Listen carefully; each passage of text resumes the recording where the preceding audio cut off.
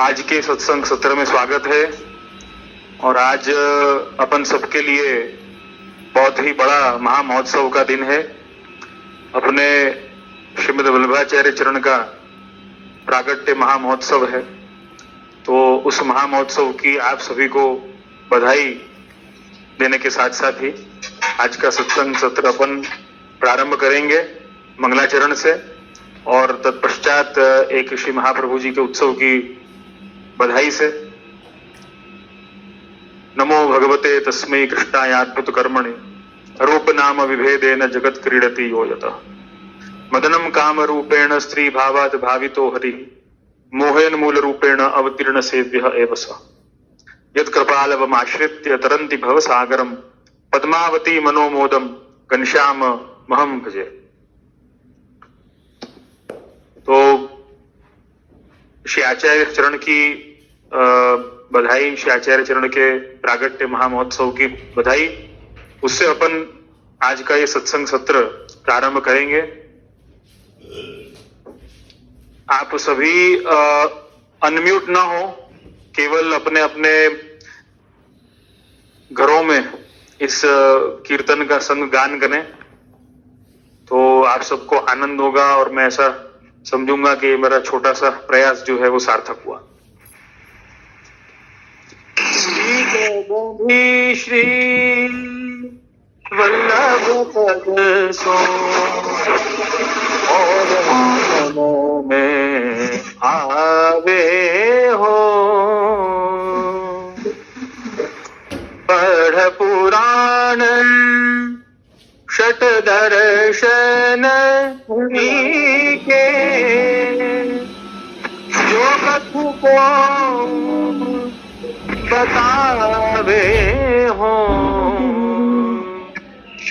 जग को अंगीकार कियो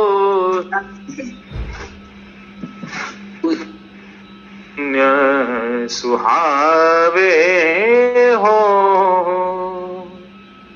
पाय महारस कौन मूढ़मति जित तित चित भट कावे हो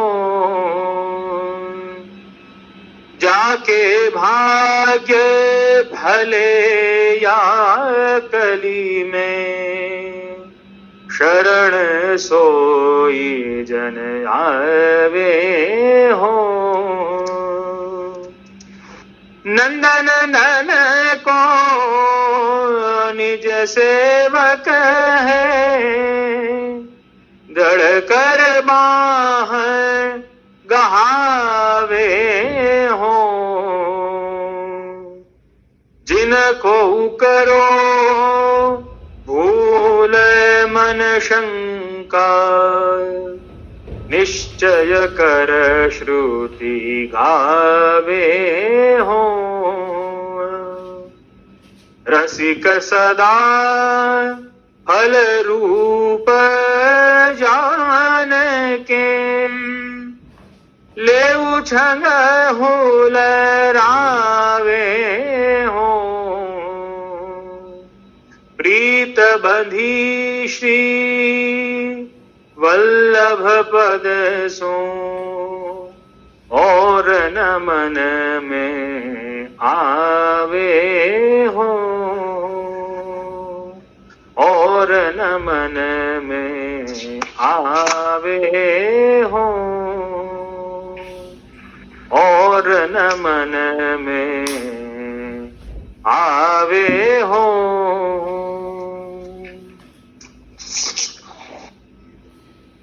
आप सभी को श्रीमदाचार्य चरण के प्रागट्य महामहोत्सव की खूब खूब बधाई। और इसी के साथ में अपन अपने सत्संग सत्र का क्रम आगे बढ़ाएंगे। और सबसे बड़ा सौभाग्य जो अपना आज है वो ये है कि जैसे कि मैंने कल भी कहा था कि आज ही अपने श्री हृदय जी द्वारा विरचित जो ग्रंथ है मत त्याग हेतु, उस ग्रंथ के अंतर्गत आज जिस मद की चर्चा होने वाली है, वाचालता का मद, जो छठवां मद 21 मद में 21 प्रकार के अहंकार में, मैं आज का क्रम प्रारंभ करने के पहले और एक बात की स्पष्टता कर देना चाहता हूं कि अपने साथ में रोज कोई ना कोई वैष्णव नए जुड़ते हैं। तो ये जो वैष्णव जो भी जुड़ते हैं उनको, बहुत सारे वैष्णवों को ये ज्ञात नहीं होता है कि विषय क्या चल रहा है, तो उनको थोड़ी कनेक्टिविटी कम लगती है, ऐसा मुझे सूचना मिली थी। तो मैं सभी से ये कहूंगा, जो भी नए जुड़े हैं अपने इस एफसीसी सत्संग ग्रुप से और जो ये श्रवण करते हैं, कि उनको रोज ही एफसीसी सत्संग व्हाट्सएप ग्रुप पर ये अपने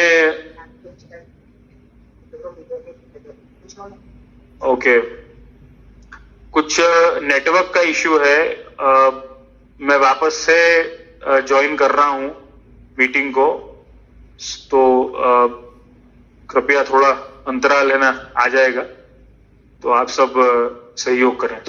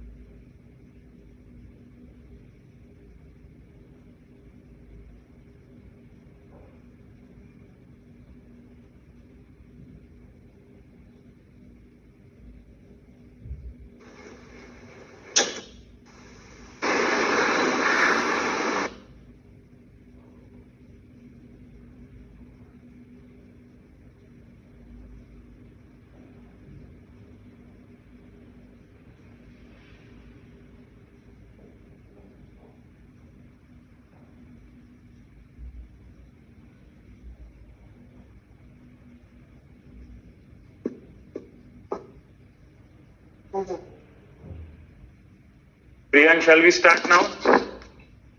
हाँ मामा जी, video audio both clear. Video, audio, both all right? Hello? हाँ बोथ ऑल राइट मामा जी। Okay.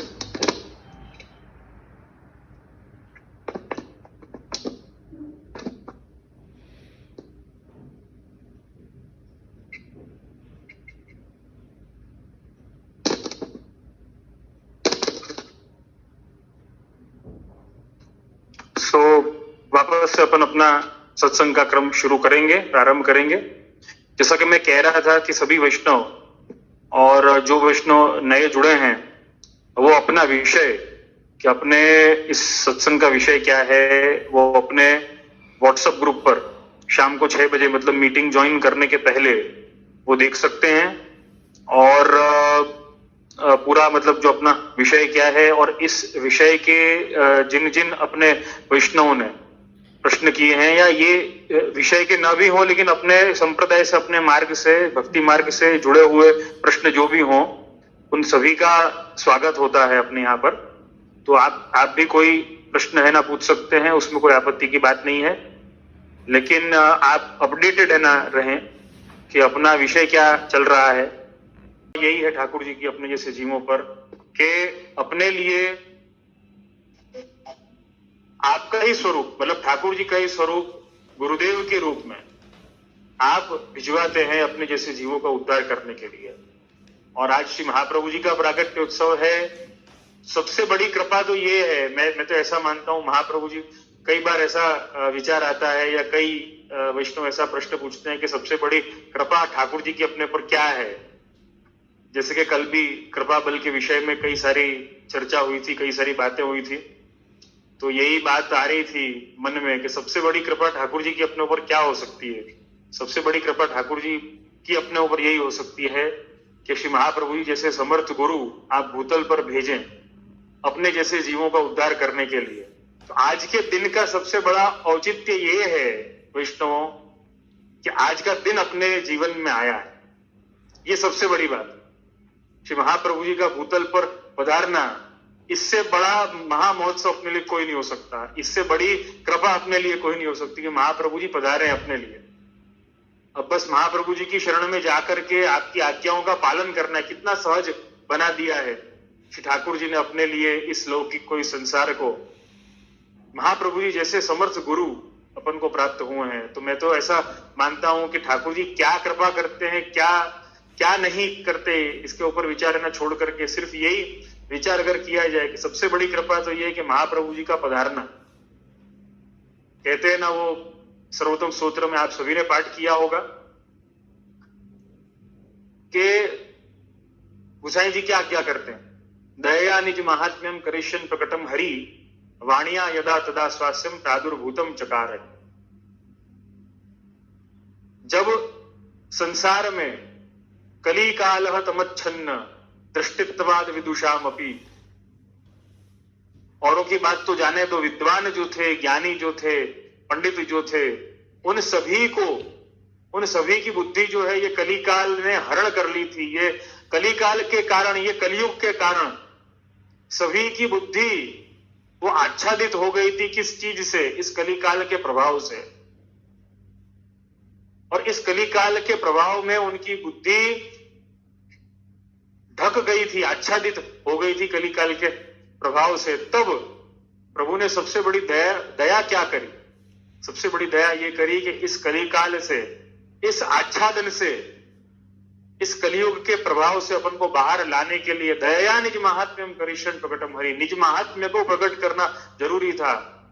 और वाणिया यदा तदा स्वास्यम प्रादुर्भूतम चकारहि, कि वाणी के द्वारा, वाणिया यदा तदा स्वास्यम प्रादुर्भूतम चकारहि, वाणी के साक्षात स्वरूप वो अपन को प्रदान किए, अपने ऊपर कृपा करके। आप ही स्वयं, ठाकुर जी आप स्वयं वाणी के स्वरूप में, वाक्पति के स्वरूप में, कृष्णास्त्र के स्वरूप में, कृष्ण के मुखारविंद अवतार के स्वरूप में साक्षात श्री महाप्रभु जी अपने पर कृपा करने के लिए पधारे। वैष्णवों, सबसे बड़ी कृपा भगवान की, अगर मैं ऐसा मानता हूं कि अपने जीवात्मा पर अगर होती है, शास्त्र भी ये मानते हैं, तो वो सदगुरु की प्राप्ति है। अगर अपने जीवन में सदगुरु मिला है, अपन को ऐसा गुरु मिला है जिसको अपनी बात समझ में आती है, जिसको अपन अपनी बात समझा सकते हैं और अपन उसकी बात समझ सकते हैं, अपन उसकी बात को मान सकते हैं, सीख सकते हैं, सुन सकते हैं और उस पर चल सकते हैं, आचरण कर सकते हैं। इससे बड़ी कृपा भगवान की अपने ऊपर कोई नहीं है। सबसे बड़ा अगर कोई दोष है, अगर कोई अपराध है, तो वो अज्ञानता है। सबसे बड़ा अपराध, अगर अपन ऐसा मानते हैं काम क्रोध लोभ मोह मद मत्सर ये अगर अपराध हैं, तो इन सब का कारण एक ही, अज्ञानता। आज जो अपन 21 प्रकार के मद जो सुन रहे हैं, 21 प्रकार के अहंकार, उस पर अपन चर्चा कर रहे हैं, तो ये मद का कारण जो है, जिसके मैंने पहले समझाया था, काम से हर एक प्रकार के अवगुणों की उत्पत्ति होती है। और इन अवगुणों की उत्पत्ति का सबसे बड़ा कारण जो है वो अज्ञानता है। जीव की अज्ञानता उसका सबसे बड़ा अपराध है। कोई भी अवगुण इतना बड़ा नहीं है जितनी अज्ञानता। अज्ञानता वो जीव की दुश्मन है। जिसके जीवन में अज्ञानता है उसको और किसी चीज की आवश्यकता नहीं है। जिसके जीवन में गुरु का अभाव है, जिसके जीवन में ज्ञान प्राप्त करने का कोई साधन नहीं है, कोई उपाय नहीं है, उससे बड़ा अवगुण, उससे बड़ा अभाव उसके जीवन में कुछ नहीं हो सकता। अपने पास में अगर ये अवसर है और ऐसी कृपा श्री ठाकुर जी की है कि अपन को ऐसे समर्थ गुरु श्री महाप्रभु जी प्राप्त हुए हैं। कितना सुंदर अष्ट सखाओं ने वर्णन किया है। गुरु तो एक श्री वल्लभ महाराज, और गुरु कहावे मिथ्या हरि विमुख करन के काज। गुरु तो एक श्री वल्लभ महाराज है, प्रभु श्री महाप्रभु हैं। अन्य तो जो भी कोई हैं और गुरु कहावे मिथ्या, वो तो सब मिथ्या है। हरि विमुख करण की काज, देखो और सब बातें समझा देंगे, सारी बातें है ना समझा देंगे। देखो नहीं तुमको ऐसे करना चाहिए, ऐसे करना चाहिए, तुम ऐसे अच्छी तरह अपना जीवन जी सकते हो, ऐसे कामयाब बन सकते हो, ऐसा तुमको सफलता मिलेगी, तुम अपने जो तुम्हारी जो गरीबी है उससे तुम बाहर आ सकते हो, वगैरह वगैरह कितनी बातें। तुम अपनी अज्ञानता से बाहर आ सकते हो, ऐसा भी समझाएंगे। लेकिन सार का जो सार है वो नहीं समझाएंगे। तो सार का सार क्या है, जिसका मूर्तिमंत स्वरूप साक्षात श्री महाप्रभु जी हैं, वो सुरत कृष्ण प्रेमामृत के 4थे श्लोक में यहां स्पष्ट वर्णन अपन को मिलता है। क्वचित पांडित्यम चेन्न निगम गति ही सापि यदि न क्रिया सा सापि स्यात् यदि न हरि मार्गे परिचय यदि स्यात् सोपि श्री व्रजपति रतिर्नेति गुणैरन्यः को वा विलसति विना वल्लभ वर। कितना सुंदर वर्णन यहां पर किया है। श्री महाप्रभु जी की सबसे बड़ी खासियत क्या है, देखो अपने गुरु की सबसे बड़ी विशेषता क्या है। ऐसा नहीं है कि सिर्फ ज्ञान ला देते हैं, ऐसा नहीं है। वैष्णवों, श्री महाप्रभु जी का स्वरूप, श्री महाप्रभु जी का प्रागट्य, इतनी बड़ी कृपा है, ये इस एक श्लोक से अपन समझ सकते हैं। वैसे तो श्री महाप्रभु जी के विषय में जितना बोला जाए, जितना लिखा जाए उतना कम है, लेकिन एक श्लोक से अपन को काफी कुछ है ना समझ में आ सकता है। और वो कितनी स्पष्टता से यहां पर समझाया है कि देखो क्वचित पांडित्यम चेन्न निगम गति ही सापी यदि न, कि भाई कई विद्वान ऐसे होंगे, कई ब्राह्मण ऐसे होंगे, या कई व्यक्ति ऐसे होंगे कि जो पंडित है, जिनमें पांडित्य है, बहुत विद्वान है, शास्त्र के बहुत जानकार हैं, उनमें बहुत अपार जानकारी है, ऐसा हो सकता है, लेकिन क्या शास्त्र के अनुकूल, क्या वेद के अनुकूल क्रिया है, क्या उनका आचरण है, यहां पर बहुत सुंदर ये बात समझाई है। फिर यहां पर आगे कहते हैं कि चलो हो सकता है कि उनमें पांडित्य है और वो पांडित्य के अनुकूल, जैसा उनको ज्ञान है उसके अनुकूल उनका आचरण भी है, वेद आदि के अनुसार ही उनका आचरण भी है, ऐसे भी बहुत लोग होंगे। लेकिन हरि मार्ग का परिचय है, क्या वो वैष्णव मार्ग के सिद्धांतों को जानते हैं, उसके मूलभूत जो आदर्श हैं उनको जानते हैं, या उन पर चलते हैं। यहां पर इतना सुंदर वर्णन किया है, सभी को यह समझना चाहिए। क्या वो हरिमार्ग से परिचित हैं? तो कहा कि भाई हो सकता है भाई हरिमार्ग से भी परिचित हो, तो क्या अच्छा हरिमार्ग से परिचित भी हो तो चलो कोई बात नहीं, ऐसे भी बहुत लोग हो सकते हैं। कैसे? जो पंडित हो और उसके अनुकूल उनका आचरण हो, वेद आदि के अनुसार उनका आचरण हो, और हरि मार्ग से परिचित भी। तो क्या अच्छा हरि मार्ग से परिचित हो, ऐसे भी बहुत है। तो फिर महाप्रभु जी की विशेषता क्या है? महाप्रभु जी में सबसे बड़ी बात क्या है?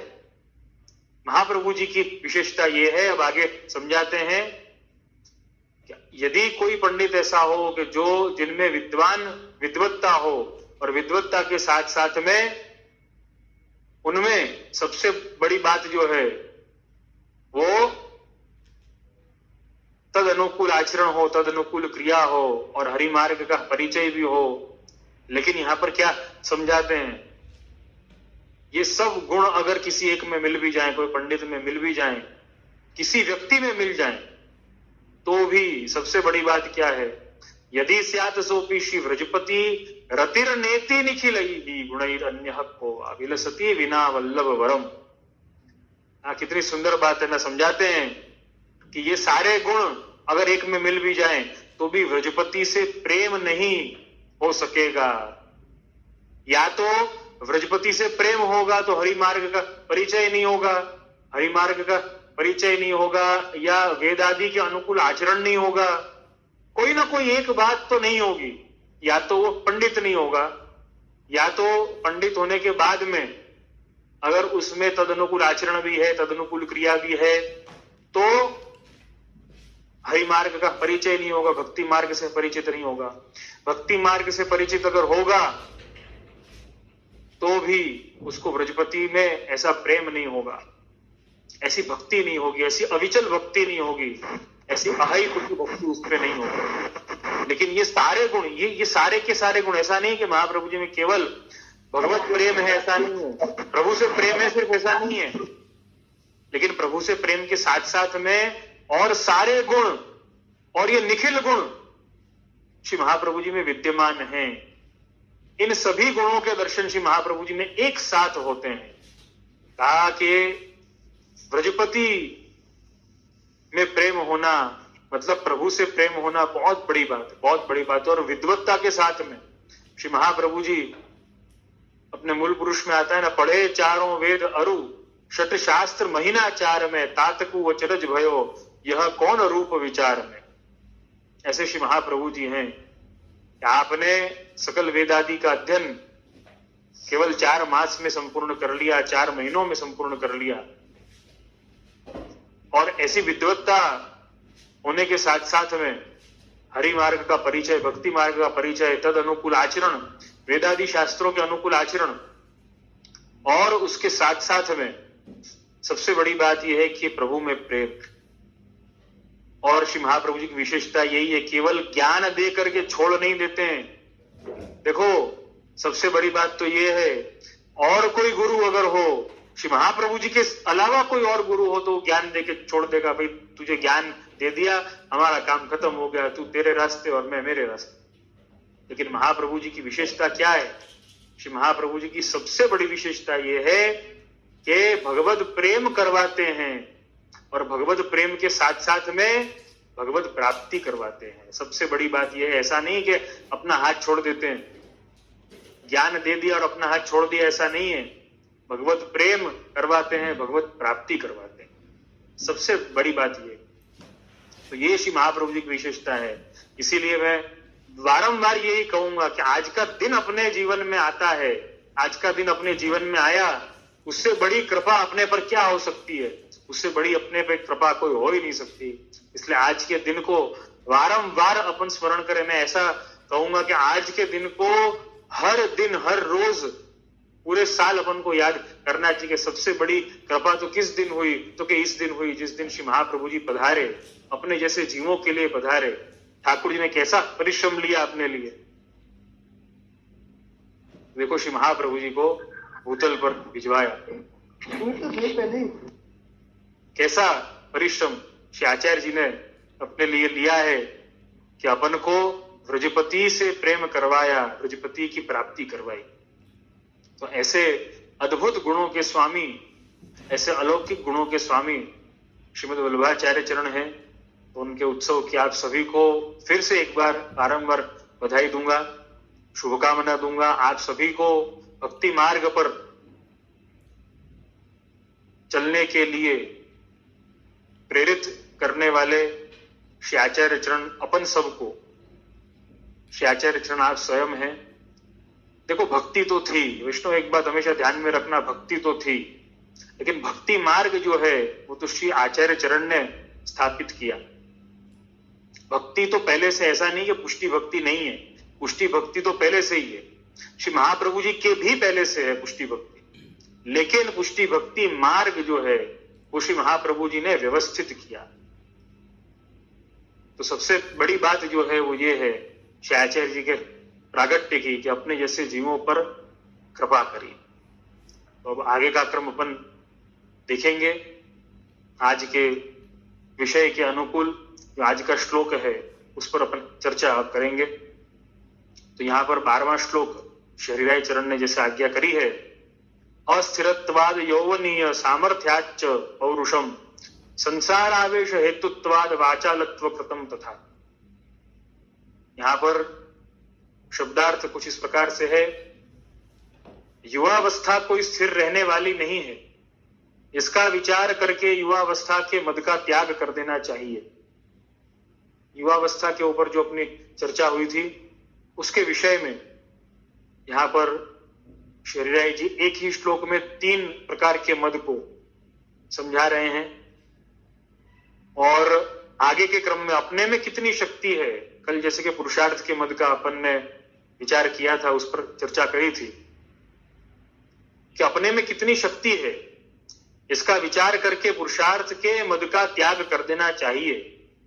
बहुत बोलने की आदत है, इससे अहमता ममतात्मक संसार में अधिक गहरे में घुसते ही चले जाएंगे। अतः इस वाचालता के मद का भी त्याग कर देना चाहिए।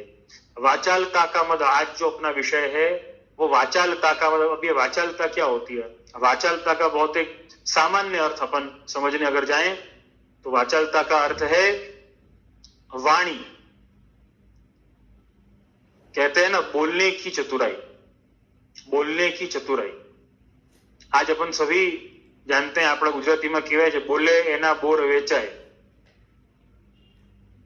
कि भाई बोलने का इतना महत्व है आजकल कि भाई तुम जितना बोलोगे उतना ज्यादा तुम कामयाब होगे, उतना ज्यादा तुमको लोग जानेंगे, उतना ज्यादा लोग तुमको समझेंगे और उतने ज्यादा लोग तुमसे जुड़ेंगे। जितने ज्यादा जुड़ेंगे उतने ज्यादा तुम्हारे काम में आएंगे, उतने ज्यादा तुम कामयाब होगे। इसीलिए सोशल आजकल सामाजिकरण बहुत हो रहा है। यद्यपि अभी के समय में तो सोशल डिस्टेंसिंग बहुत चल रहा है, लेकिन वैसे अगर आज के समाज में देखने जाएं तो सामाजिकरण बहुत चल रहा है। सोशल मीटिंग्स, सोशल गैदरिंग्स वगैरह काफी होती हैं। तो ये सब वाचालता का मद यहां पर श्री हरिराय चरण जो समझाना चाहते हैं। अगर अपन में वाणी की चतुराई अपन में है, अगर अपन में बोलने की चतुराई है, अपन सबसे अच्छी तरह बात कर सकते हैं। ये एक बहुत, मैं ऐसा कहूंगा, हरिराय चरण बहुत ही दीर्घ दृष्टा आप रहे हैं कि आज के परिप्रेक्ष्य में भी इतनी सटीक बात उस समय में आपने आज्ञा करी है कि वाचालता का मद भी आ सकता है। अपन को ऐसा लगता है कि भाई बोलना अच्छा है तो उसका मद कैसे हुआ, उसका अभिमान कैसे, अहंकार कैसे हो गया उसका, ये अपन को विचार आता है। तो यहां पर बहुत ही स्पष्टता है कि ये मद जो है वो कैसे अपन को आया है, कहां से अपन को आया। ये मद अपन को बहुत ज्यादा बोलने पर आया, बहुत ज्यादा बोलने पर आया। देखो बोलना, बोलना क्या है? अपन को ऐसा लगता है कि भाई बोलने की चतुराई, इसमें मद नहीं आना चाहिए, इसमें मद की क्या बात है? लेकिन बोलने में भी मद आ सकता है। वो कैसे? क्योंकि अभिव्यक्ति का एक प्रकार है बोलना।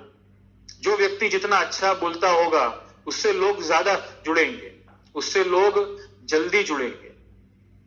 जितना अच्छा बोलना उतने उस व्यक्ति के प्रभाव में लोग ज्यादा आएंगे। देखो वैसे तो शास्त्र ने कई बार कहा है, हरिराय चरण ने भी आज्ञा करी है शिक्षा पत्र के अंतर्गत, व्यर्थ बोलना, बहुत ज्यादा बोलना। श्री आचार्य जी ने भी आज्ञा करी है अपने मार्ग में असद आलाप, ये भी बहुत बड़ा सिद्धांत है। असद आलाप नहीं करना, मतलब व्यर्थ नहीं बोलना। भगवत भाव के बिना, भगवत कार्य के बिना बोलना नहीं चाहिए। बहुत जरूरी हो, व्यवहारिक हो तो ही बोलना चाहिए। अभी बोलने के ऊपर कई बातें समझाने में आती हैं, अपने मार्ग में भी है और अपने सनातन हिंदू धर्म में भी है। ये सभी जगह पर बोलने के लिए बहुत सारी बातें समझाई जाती हैं। अब अपन को ऐसा लगता है कि भाई बोलेंगे नहीं तो अपना काम कैसे है ना चलेगा, लेकिन कितना बोलना वो बहुत महत्व की बात है। तो बहुत सी बार ऐसा होता है कि अपन को कोई व्यक्ति ज्यादा बोल रहा है, क्योंकि अपन जब बोलते हैं बहुत ज्यादा तो अपन को ऐसा नहीं लगता कि मैं ज्यादा बोल रहा हूं, लेकिन दूसरे व्यक्तियों को ऐसा लगने लगता है कि बहुत ज्यादा बोल रहा है। तो ज्यादा बोलने के 3 स्टेप अपन को मानने चाहिए, और वो 3 स्टेप कौन से हैं? अगर आप कोई एक टॉपिक पर ज्यादा बोल रहे हो तो वो ज्यादा बोल रहे हो या ठीक बोल रहे हो, ये 3 स्टेप से अपन जान सकते हैं कि ये ज्यादा हो रहा है कि नहीं। तो पहला स्टेप जो है वो ये है उसका कि व्यक्ति जिससे आप बात कर रहे हो वो आई कांटेक्ट आपके साथ में नहीं रखेगा। ये साइकोलॉजी के कुछ नियम हैं जो बता रहा हूं मैं आपको। वो आपसे आई कांटेक्ट चुराने लगेगा, आई कांटेक्ट उसका हट जाएगा आपके साथ में, तब अपन मान सकते हैं कि भाई ज्यादा बोल रहा हूं।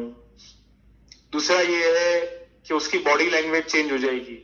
बॉडी लैंग्वेज वो देखेगा तो आपकी तरफ, लेकिन कुछ और है ना करने लग जाएगा। बॉडी लैंग्वेज उसकी चेंज हो जाएगी। और तीसरा जो स्टेप जो है उसका ये है कि जिससे आप ये जान सकते हैं कि भाई ज्यादा बोल रहा हूं या कम बोल रहा हूं, तो हर एक चीज के शॉर्ट आंसर्स देने चाहिए। हर एक चीज का आंसर शॉर्ट में देने का प्रयत्न करना चाहिए। कम में, कितने कम शब्दों में उसका आंसर दिया जाए। उसके बाद में अगर वो इंटरेस्टेड है, जिज्ञासु है और वो अपन से पूछ रहा है, तो अपन उसका और विस्तार कर सकते हैं। तो वाचालता का मद वो कैसे आता है और क्यों आता है? सबसे पहली बात यह है कि वाचालता का मद, जो बोलने का मद, बोलने की चतुराई का मद जो है, वो आने का कारण यह है कि आप अपने आप में, जैसे कि कल भी चर्चा हुई थी, आप अपने आप में अपनी सेल्फ एस्टीम को बहुत लो रखते हैं। कल से वापस इसका जुड़ाव में कर रहा हूं, कनेक्टिविटी लगा रहा हूं, जो कल अपनी चर्चा हुई है पुरुषार्थ रूपी मद में, सेल्फ एस्टीम पर से। आत्मसम्मान जिसमें थोड़ा सा कम है, जिसमें आत्मविश्वास थोड़ा सा कम है, वो क्या करेगा? वो हर वक्त अपने आप को अभिव्यक्त करने की कोशिश करेगा। और ये अभिव्यक्ति की सबसे बड़ी कोई अगर क्या कहें, कोई उसका तरीका अगर है, अभिव्यक्ति का कोई सबसे बड़ा तरीका है, तो वो बोलना है। अपन को ऐसा लगता है कि नहीं भाई बोलना तो क्या है, ठीक है बोल दिया ना, यूं ऐसा लगता है, लेकिन सिर्फ ठीक है बोल दिया ऐसा नहीं है। सबसे बड़ी बात यह है कि ये बोलने में बहुत सारी बातों का विचार करना पड़ता है, बहुत सारी बातों का विचार करना पड़ता है। सबसे पहले तो बोलने के पहले अपन को यह विचार करना है कि अपन को उस विषय का ज्ञान भी है कि नहीं, फिर उस विषय पर ठीक ठीक बोल रहे हैं या नहीं बोल रहे हैं, कहीं ज्यादा तो नहीं बोल रहे हैं, कहीं कम तो नहीं बोल रहे हैं, वगैरह वगैरह बहुत सारी बातें हैं। अब उस पर नहीं जाना है अपन को, लेकिन सबसे बड़ा जो विषय जो है वो यही है कि अपन बहुत ज्यादा बोलते हैं, ये अपन को कैसे पता चलेगा? तो मैंने जैसे 3 पॉइंट आपको कहे, उससे अपन को ये समझ में आ सकता है कि पहला, किसी से कुछ बोलना है तो किसी ने कुछ पूछा है तो उसका शॉर्ट आंसर दें, और फिर वो इंटरेस्टेड है तो और उसका विस्तार करें। उससे ये समझ में आएगा कि नहीं व्यक्ति इंटरेस्टेड है। आई कांटेक्ट के कारण, आई कांटेक्ट वो अपना हटाना शुरू कर देता है अगर, तो अपन को ऐसा मानना कि भाई ये इंटरेस्टेड नहीं है। और बॉडी लैंग्वेज, देख तो अपनी तरफ शायद रहा है लेकिन कुछ और करने लग गया, उसकी बॉडी लैंग्वेज चेंज हो जाती है। तो ये 3 बातों से अपन को समझ में आ सकता है। अब यहां पर मुझे इसी बात को समझाने के लिए उदाहरण के तौर पे मेरे पास में बहुत ही अच्छा अपने एक श्रोता हैं, अपने एक वैष्णव हैं, प्रैक्टिकल जो अपने स्वमार्ग से जुड़े ऐसा उदाहरण अपन को प्राप्त होगा। यहां पर पहला जो सवाल था, यहां पर मैं इस बात को समझाने के लिए मैं ये सवाल का प्रति उत्तर दूंगा, उससे काफी बातें स्पष्ट होंगी। तो संदीप भाई वोरा का ये प्रश्न था, ये सवाल था कि मेरे साथ ऐसा होता है कि सेवा के समय बहुत कॉल्स आते हैं, सोशल, फ्रेंड्स, रिलेटिव्स, सब लौकिक चर्चा, सेवा करते करते भी जवाब देता हूं। मुझे पता है ये सही नहीं है, तो मुझ जैसे जीव पर कृपा कर मुझे समझाएं, ऐसी विनती। उन्होंने ये सॉरी मैंने कुछ मिस किया है, एक बार वापस मैं इस सवाल को पढ़ूंगा।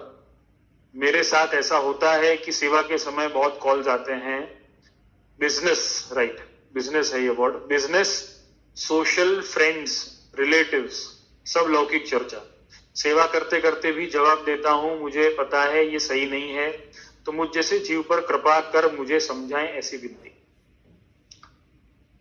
तो संदीप भाई वोरा का तो पहले मैं धन्यवाद दूंगा कि उन्होंने बहुत अच्छा, और मतलब ये सवाल तो बहुत दिन पहले का है उनका, लेकिन कई वैष्णवों को ऐसा होता होगा कि भाई हमारे सवाल को तो बहुत दिन हो गए लेकिन अभी तक जवाब नहीं मिला है, तो सबसे अच्छी बात ये अवसर ढूंढता हूं कि भाई कहां पर अपने विषय के साथ में वो सवाल जुड़ रहा है तभी उसका जवाब दिया जाए, तो विषय की स्पष्टता और ज्यादा हो जाएगी। क्योंकि तात्विक चर्चा में या कोई बहुत बड़ी फिलोसॉफी में जाने से अच्छा है कि एक बेहतर उदाहरण दे दिया जाए या किसी के सवाल का कोई जवाब दे दिया जाए स्पष्टतापूर्वक।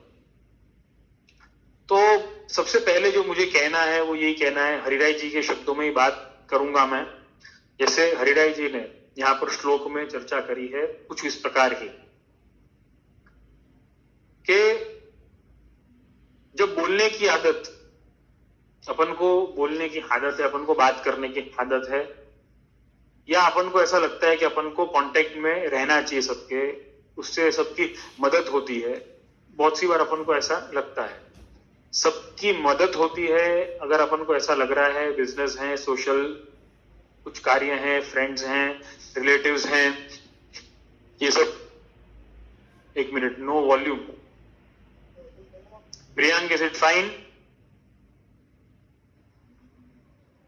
हाँ, ऑडिबल जी। ओके।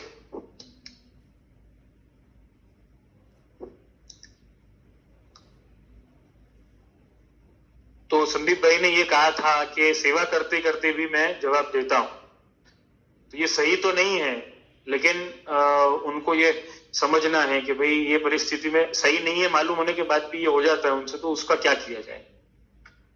तो सबसे बड़ी बात जो मुझे बोलनी है वो ये है कि बोलना एक अभिव्यक्ति है।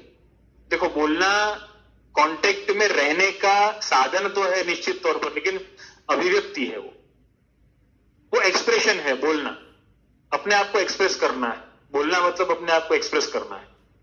अब सबसे बड़ी बात यह है कि बोलना अगर अपने आप को एक्सप्रेस करना है, उससे भी बड़ी बात मैं आपको बताना चाहूंगा, अपन सबको इस पर विचार करना चाहिए कि उससे भी बड़ी बात यह है, बोलने से भी ज्यादा आप अपने आप को एक्सप्रेस कैसे करेंगे।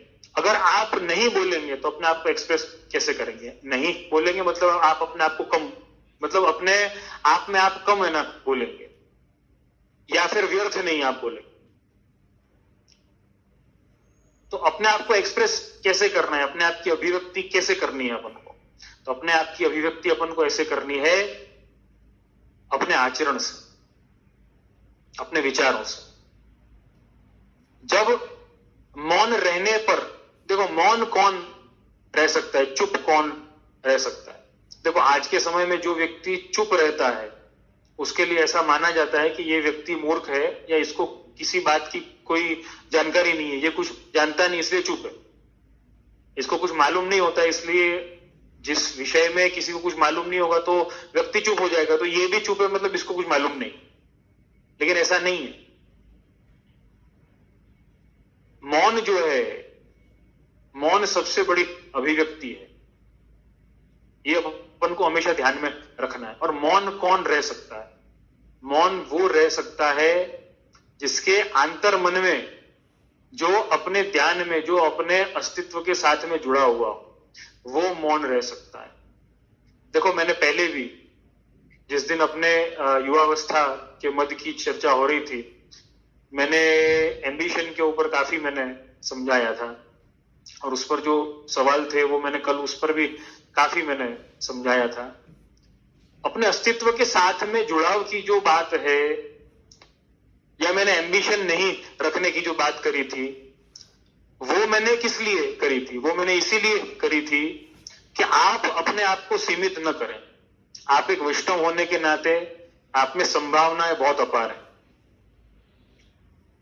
देखो, ज्ञान होना तो बहुत अच्छी बात है, लेकिन ज्ञान होने के साथ में ध्यान होना यह भी बहुत बड़ी बात है। देखो, ज्ञानी जो होता है ना, वो ध्यानी जरूर होना चाहिए। अगर ज्ञानी होने के साथ में वो ध्यानी अगर नहीं है तो किसी काम का नहीं। ज्ञान के साथ में ध्यान अत्यावश्यक है। अगर ध्यान नहीं है, अगर आप अपने आप में स्थित नहीं है, तो सबसे बड़ी बात यह है कि अपन बहुत कुछ खोएंगे। और यहां पर वही हरिराय चरण समझा रहे हैं। यहां पर हरिराय चरण ये समझा रहे हैं कि अगर अपन ज्यादा बोलते हैं, देखो बोलने के 3 आयाम अपन मान सकते हैं, 3 पक्ष यहां पर मान सकते हैं। एक तो सही बोलना, एक तो बहुत ज्यादा बोलना, एक तो बहुत ज्यादा बोलना, एक तो सही बोलना, और एक व्यर्थ बोलना। ये तीनों ही उसके आयाम। ये सबसे बड़ी बात है, ये अपन को समझने की बात है।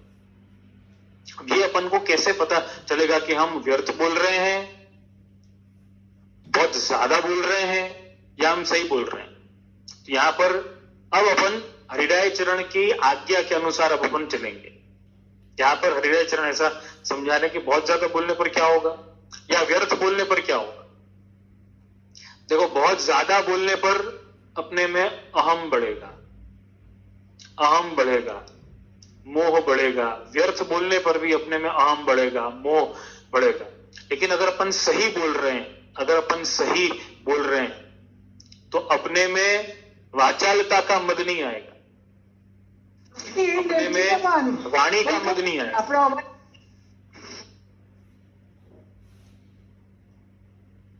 अपने में वाणी का मद नहीं आएगा। अपने में अपन को ऐसा नहीं लगेगा कि ये मैं बोल रहा हूं। अपन को ऐसा लगेगा जैसे कि मैं वैष्णव के परिप्रेक्ष्य में बात कर रहा हूं कि ये तो मेरे श्री महाप्रभु जी बोल रहे हैं, ये तो आज्ञा महाप्रभु जी की थी, मैं तो केवल उसका इंटरप्रिटेशन कर रहा हूं और मैं कुछ नहीं कर रहा हूं। बहुत ज्यादा बोलना, व्यर्थ बोलना या सही बोलना, ये इसका टेस्ट क्या है? अगर आप बहुत ज्यादा बोल रहे हो, अगर एक हद के बार में आपने बात करी है, तो अहम और मोह बढ़ेगा। और जैसे कि संदीप भाई ने यहां पर वापस प्रश्न के ऊपर आते हैं, जैसे कि संदीप भाई ने यहां पर कहा है, संदीप भाई ये कह रहे हैं, सेवा करते करते वो जवाब दे रहे हैं और उनको ये पता है कि ये सही नहीं, लेकिन इस चीज को वो रोक नहीं पा रहे हैं। उन्होंने ये कन्फेस किया, ये बहुत अच्छी बात है। अब इस चीज को कैसे रोका जा सकता है? तो इस चीज को देखो, हर चीज का उपाय, हर बात की दवा जो है वो एक ही है, अपन को उस चीज का ज्ञान हो जाना, अपन को उस चीज की जानकारी हो जाना। अपन को जिस चीज की जानकारी हो गई है, फिर अगर अपन को पता है कि यहां पर खाई है, तो अपन वहां पर नहीं जाएंगे। तो सबसे बड़ी बात यह है कि अगर अपन ने सेवा के समय में भी, ज्यादातर ऐसा सबके साथ में होता है, सेवा के समय में भी अपन रिप्लाई करते हैं, अपने फोन अटेंड करते हैं, या जो भी कुछ अपने कार्य हो थोड़े बहुत साथ साथ में वो भी चलाते रहते हैं कि भाई इतनी देर तक कार्य को टाला नहीं जा सकता, तो भाई चलाते रहते हैं साथ में अपन। तो वो समय में सबसे बड़ी जो तकलीफ अपने सामने आएगी वो क्या आएगी? सबसे बड़ी तकलीफ ये आएगी कि अहम और मोह बढ़ेगा।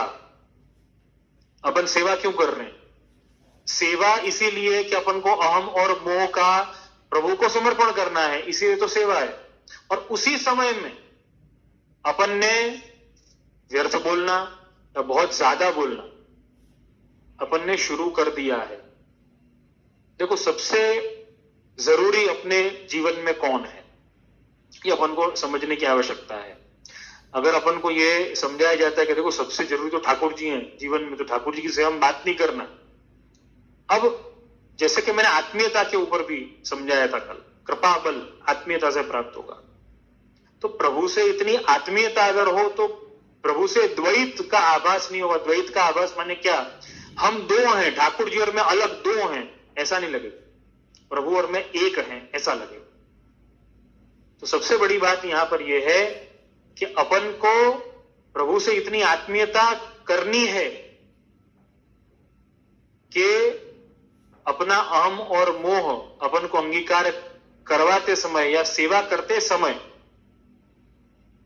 हमको इस स्पष्टता से समझ में आए कि ये सेवा ठाकुर जी के लिए नहीं है, मतलब किसी और के लिए नहीं है, ये मेरे लिए ही है। क्योंकि ठाकुर जी तो मेरे भीतर ही तो है, वो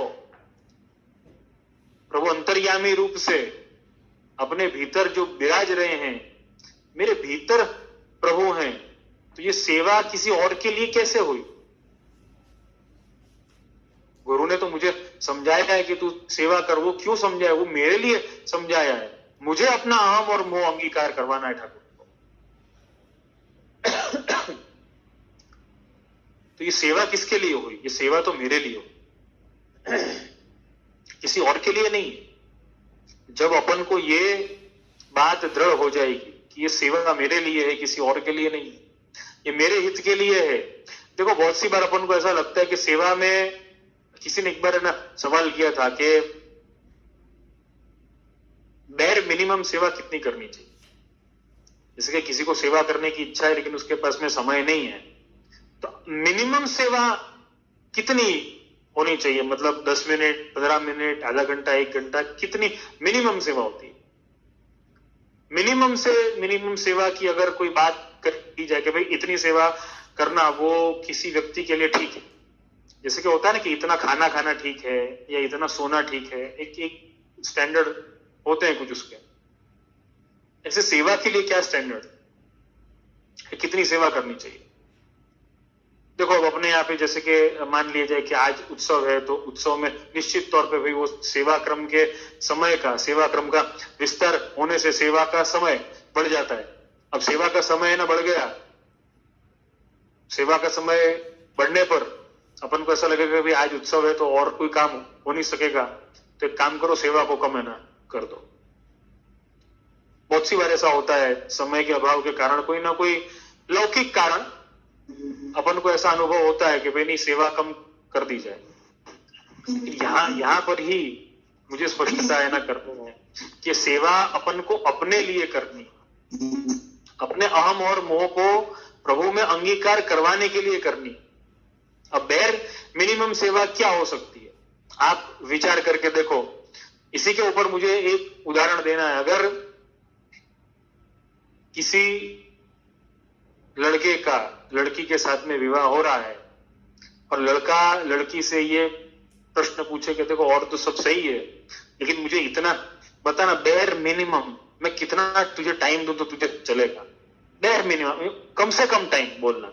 ऐसा नहीं, देखो अब क्या होता है, ज्यादातर क्या होता है रिलेशनशिप में, सब ये बातें तो बहुत है ना करते, देखो यहाँ घूमने जाएंगे, ऐसा वैसा, ये वो, इतना समय साथ में है ना व्यतीत करेंगे, ये वो सब प्लानिंग खूब होती है, ये सब तो बहुत होता है। लेकिन अगर कोई उल्टा प्रश्न करे कि भाई बेर मिनिमम में कितना टाइम दूं तो तुझे ऐसा लगेगा कि नहीं भाई सब कुछ ठीक है, सब कुछ ऑलराइट है, ये तो बता, तो उसका क्या जवाब दिया जाएगा? एक रिलेशनशिप में, एक संबंध में, एक लौकिक संबंध में जब ये सवाल कोई करे तो बहुत आश्चर्य अपन को होगा कि भाई ऐसा सवाल, बेर मिनिमम मतलब इसको अटैचमेंट ही नहीं है, इसको कोई प्रेम भी नहीं है, इसीलिए ऐसा सवाल ये कर रहा है कि बेर मिनिमम कितना टाइम दूं तो चलेगा। ये सवाल ही वहां पर गलत हो जाएगा। ऐसे ही विष्णु अपने लिए ये सवाल ही गलत हो जाएगा कि हम ठाकुर जी को कितना समय दें। मैं ऐसा बिल्कुल नहीं कहूंगा कि आप रोज सेवा में 4-4 घंटे, 5-5 घंटे, 8-8 घंटे अपने आप दे सके तो बहुत अच्छी बात, इससे बड़ी बात कोई हो नहीं सकती है। लेकिन वो सेवा मेरे लिए नहीं है, वो सेवा महाप्रभु जी के लिए नहीं है, वो सेवा ठाकुर जी के लिए भी नहीं है। देखो मैं बहुत प्रैक्टिकल बात कर रहा हूं, मैं आज के परिप्रेक्ष्य में अपन को समझ में आए ऐसी बात कर रहा हूं। यद्यपि अपन ऐसा मानते हैं कि सेवा ठाकुर जी के सुख के लिए है, निश्चित तौर पे ठाकुर जी के सुख के लिए है, लेकिन आप लॉजिकली अगर विचार करने जाओ, आप प्रैक्टिकली अगर विचार करने जाओ तो ठाकुर जी को अपन सुख कितना दे सकेंगे और क्या दे सकेंगे? क्या अपन गोपीजनों से ज्यादा सुख दे सकेंगे? क्या अपन यशोदा जी से ज्यादा प्रेम कर सकेंगे? नंदराय जी से ज्यादा प्रभु का ध्यान रख सकेंगे? महाप्रभु जी से ज्यादा क्या अपन सेवा कर सकेंगे? अपन लाड़ लड़ा सकेंगे गुसाई जी से ज्यादा? अपन ये कुछ नहीं कर सकने वाले हैं, अपन को मालूम है। तो ठाकुर जी का सुख कैसे हो गया, आप ये बताओ? ठाकुर ने तो वो सुख पहले ही ले लिया। गोकुलनाथ जी ने तो लकीर पीटने का उत्सव है ना मना लिया है। प्रसंग है ना वो अपने आप के, गोकुलनाथ जी सेवा में पधार रहे थे और वहां पर कहा कि सेवा तो बाप बेटा कर गए, मतलब श्री महाप्रभु जी और श्री गुसाई जी है ना कर गए, तो कि ये तो लकीर पीट रहे हैं, तो लकीर पीटने का भी उत्सव है ना मना लिया कि भाई महाप्रभु जी और गुसाई जी जैसी सेवा की लकीर भी अगर पीटना ऐसा भी अगर कहा है तो भी वो बहुत बड़ी बात है। तो अपने लिए तो उससे भी बड़ी बात क्या है, अपने लिए तो उससे भी बड़ी बात यह है कि ये सेवा, अपन तो कोई सुख दे ही नहीं पाएंगे ठाकुर जी को, ये तो निश्चित है। तो फिर सेवा कैसे, तो फिर सेवा क्यों? तो फिर सेवा का एकमात्र तात्पर्य है कि ये भी ठाकुर जी की कृपा है। इसीलिए अपन बार बार श्री महाप्रभु जी की कहानी देते हैं, श्री गोसाई जी की कहानी देते हैं कि हमसे तो कोई अपराध हो जाए तो प्रभु आप श्री महाप्रभु जी की कहानी से अरोगना, हमसे कोई अपराध हो भी गया लेकिन महाप्रभु जी के नाम से तो आप उस अपराध के अंतर्गत भी आप अंगीकार कर लोगे हमारी सेवा को। इसीलिए अपन महाप्रभु जी की कहानी देते हैं, गोसाई जी की कहानी देते हैं। तो वैष्णव कहने का तात्पर्य यही है कि ये सेवा जो है वो भगवत सुखार्थ बिल्कुल है, लेकिन प्रभु को अपन कितना सुख दे सकेंगे इसका विचार अपन को करना चाहिए। अपन प्रभु को कोई सुख नहीं दे सकते। यद्यपि गोकुलनाथ जी जैसे आप समर्थ स्वरूप अगर लकीर पीटने पर भी उत्सव मना सकते हैं कि देखो उनकी नकल कर रहे हैं। लकीर पीटना माने क्या है कि भाई गोसाई जी और महाप्रभु जी सेवा करके गए हैं, उसकी लकीर है ना पीट रहे हैं कि भाई थोड़ा उसके अनुसार थोड़ी थोड़ी नकल कर रहे हैं, कोई सेवा वेवा नहीं कर रहे। तो अपनी तो सेवा क्या हो, अपनी तो सेवा कुछ नहीं हो। सबसे बड़ी बात यह कि ये सेवा तो अपने लिए है। देखो एक बात हमेशा ध्यान में रखना, प्रभु को कोई भूख नहीं लगती। प्रभु आप क्षमा करना, अपने पुष्टि मार्ग से थोड़ी अलग हटके बात कर रहा हूं, लेकिन आप सबको समझाने के लिए कह रहा हूं। समझो अपन ठाकुर जी को 10 दिन भोग न धरें, ठाकुर जी को भूख लगने वाली है, ठाकुर जी अपने से आके कहेंगे कि मुझे भूख लगी है, भोग धर। नहीं, समझो ठाकुर जी को 10 दिन तक पौड़ाए नहीं, ठाकुर जी को नींद आने वाली है, ठाकुर जी अपन को कहेंगे कि मुझे पौड़ाया नहीं, मुझे तो बहुत नींद आ रही है, पौड़ाया क्यों नहीं मेरे को? नहीं। हाँ, पहले श्री महाप्रभु जी के समय में, गोसाई जी के समय में, 7 बालकों के समय में ऐसी आज्ञा निश्चित तौर पर करते थे ठाकुर जी, लेकिन कोई कारणवश प्रभु ने वो कृपा करनी बंद कर दी। कोई कारण का अर्थ अब देखो बहुत अलग है। अब जीवो स्वभावतः दुष्ट, वो स्वभाव से वो दुष्ट है, वो एक अलग बात है। प्रभु ने कृपा करनी बंद कर दी, साक्षात आज्ञा करनी अपन को बंद कर दी। आप 10 दिन भोग मत धरो, ठाकुर जी आपसे मांगेंगे नहीं कि मुझे क्यों भोग नहीं धरा, भूख लगी। आप 10 दिन पौड़ाओ मत, ठाकुर जी को नींद नहीं आने वाली है। अब ठाकुर जी को भूख कब लगती है, ठाकुर जी को नींद कब आती है, ठाकुर जी को श्रृंगार धरा करके आनंद कब होता है? ठाकुर जी को श्रृंगार धरा करके आनंद तब होता है कि जब उनका भक्त जो है वो श्रृंगार धरा करके आरसी को, दर्पण को अपने हाथ में ले करके प्रभु का श्रीमुख वो दर्पण में देखे और फिर वो दर्पण को अपने हृदय से लगा ले कि ये प्रभु जो है कितने सुंदर है ना, लग रहे हैं आज। ये प्रभु इतने सुंदर लग रहे हैं, उसका अर्थ ये कि मैं सुंदर लग रहा हूं। परमात्मा इतने सुंदर हैं तो आत्मा तो अपने आप सुंदर हो जाएगी। फिर आत्मा की श्रृंगार की क्या आवश्यकता जब परमात्मा का श्रृंगार इतना सुंदर हुआ? तो यहां पर महत्व की बात यही है कि अपने लिए सेवा है, अपने ऊपर कृपा करने के लिए प्रभु अपन से सेवा ले रहे हैं। तात्पर्य मेरे कहने का यह था, प्रभु यहां पर भी अपने पर कृपा करने के लिए सेवा ले रहे हैं। अपनी सेवा की ठाकुर जी को कोई आवश्यकता नहीं है। अपन गोपीजनों से ज्यादा सुख नहीं दे सकेंगे, अपन यशोदा जी से ज्यादा प्रेम वात्सल्य भाव युक्त सेवा नहीं कर सकेंगे, नंदराई जी से ज्यादा अपन प्रभु का ध्यान नहीं रख सकेंगे। तब फिर कैसी सेवा? महाप्रभु जी से ज्यादा, गोसाई जी से ज्यादा अपन लाड नहीं लड़ा सकेंगे ठाकुर जी को, तब फिर कैसी सेवा? तो ये तो कृपा है। महाप्रभु जी की आड़ी से, महाप्रभु जी की कहानी से प्रभु अपने घर पर विराजते हैं, अपन से सेवा लेते हैं। ये कृपा है। इतनी बड़ी कृपा जब अपन पे हो रही हो, वो भी अपने लिए ही है, ऐसा नहीं है किसी और के लिए, प्रभु के लिए भी नहीं। ये प्रभु के लिए भी नहीं है, ये कृपा अपने पर अहेतुकी है, कोई हेतु नहीं है उसका, कोई कारण नहीं है उसका, या कोई अपने में कोई ऐसी लायकात नहीं है कि जिस कारण से ये कृपा अपने ऊपर हो, फिर भी ये कृपा अपने पर हो रही है। तो अपन को समझना है यहां पर कि ये अद्भुत कृपा ठाकुर जी अपन पे कर रहे हैं, तो उसका लाभ लें, वो अवसर न चूकें। आप जितनी भी देर आप सेवा कर रहे हो, आप आधा घंटा कर रहे हो, 1 घंटा कर रहे हो, मैं सभी वैष्णवों से बात कहूंगा कि आप ये सेवा ऐसा मान करके करें कि ये सेवा मेरे लिए कर रहा हूं। भगवत सुख तो उसमें सर्वोपरि है ही है, लेकिन कृपा के अलावा प्रभु कुछ नहीं कर रहे हैं, मुझसे सेवा ले रहे हैं ना, ये भी बहुत बड़ी कृपा है ठाकुर जी की। मेरी कहां ऐसी लायकात है, लेकिन श्री महाप्रभु जी की ऐसी कृपा है कि मेरे माथे ठाकुर जी पधरा दिए और मेरे माथे ठाकुर जी विराजमान है, और ठाकुर जी भी महाप्रभु जी की आड़ी से मुझ पर कृपा कर रहे हैं, मुझसे सेवा ले रहे हैं। इससे बड़ी बात क्या हो सकती? तो ऐसा मानेंगे, ऐसा भाव रखेंगे, तो मुझे ऐसा लगता है निश्चित तौर पर अगर अपन प्रभु से इतनी आत्मीयता अपन रखेंगे, इतना ऐक्यत्व अपन रखेंगे, प्रभु और अपन एक हो जाएंगे, तो मुझे नहीं लगता है कि कोई फोन आ रहा है या कोई रिंग बज रही है या डोरबेल भी अगर बज रही है तो अपना ध्यान जाए कि नहीं अच्छा कोई आया होगा, पता ही नहीं, मालूम ही नहीं।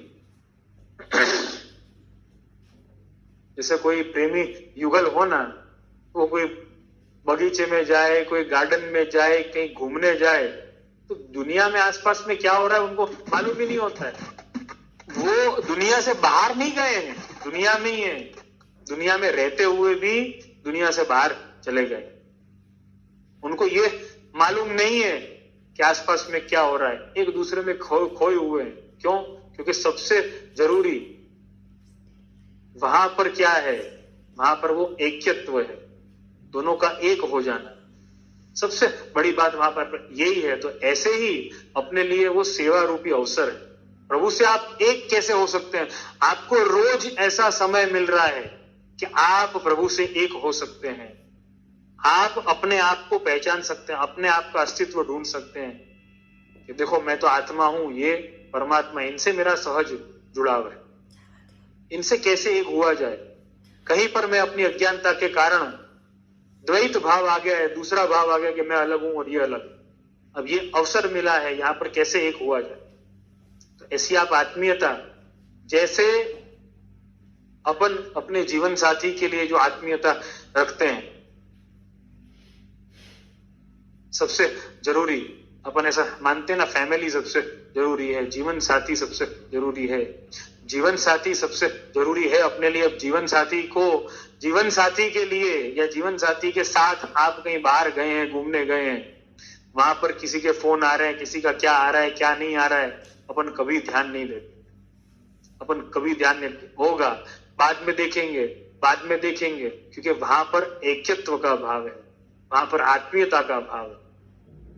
जहां पर अनात्मीयता का भाव होगा, वहां पे हर चीज अपन को जरूरी लगेगी। वहां पे ठाकुर जी विराज भी रहे होंगे ना पास में, सामने फोन रख करके, और एक नजर ठाकुर जी पर और एक नजर फोन पर हो।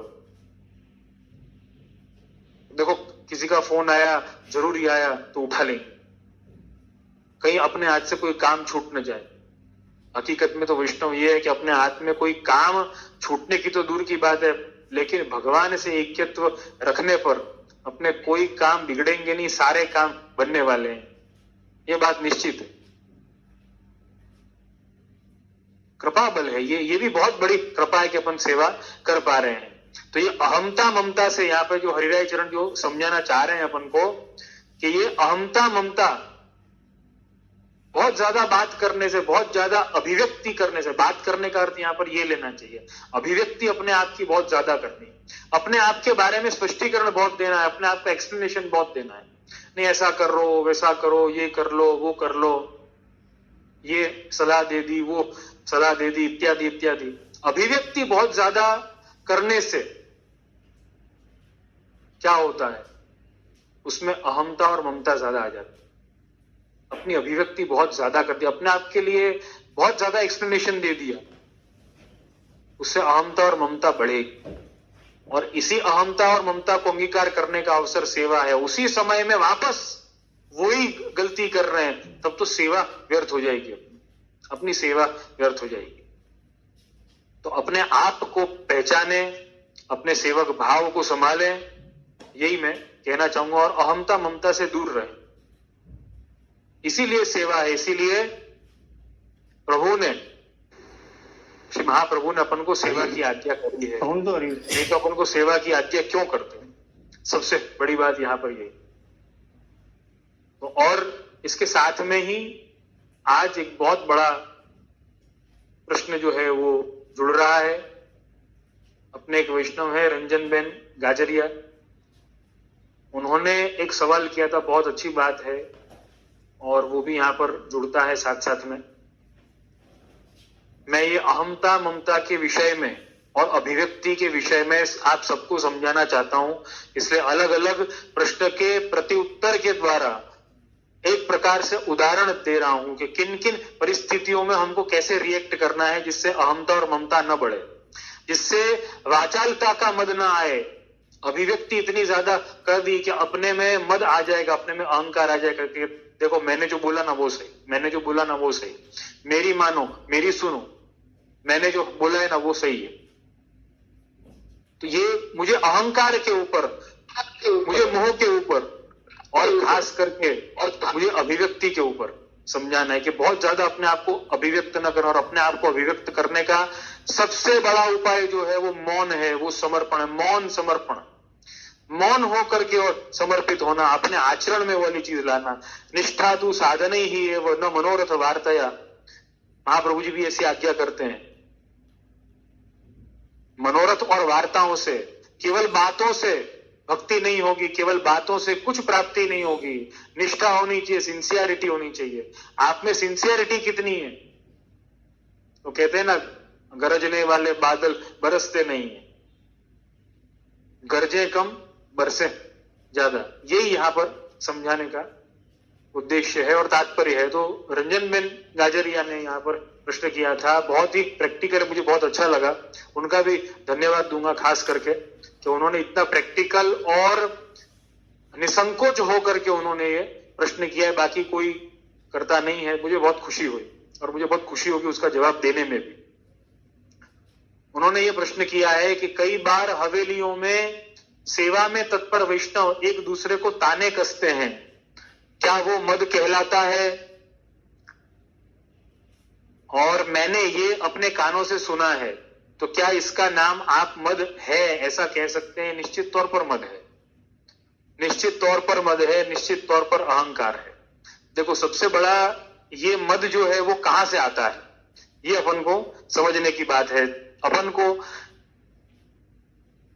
सबसे बड़ी बात यहां पर मुझे ये समझानी है और मुझे ये कहना है। सबसे पहले मैं इस प्रश्न का जवाब देने के पहले मैं ये समझाना चाहूंगा कि पहले तो आप सभी वैष्णव, हवेली इज इक्वल टू गुरु घर, आप नोट कर लें, कृपया आप नोट कर लें।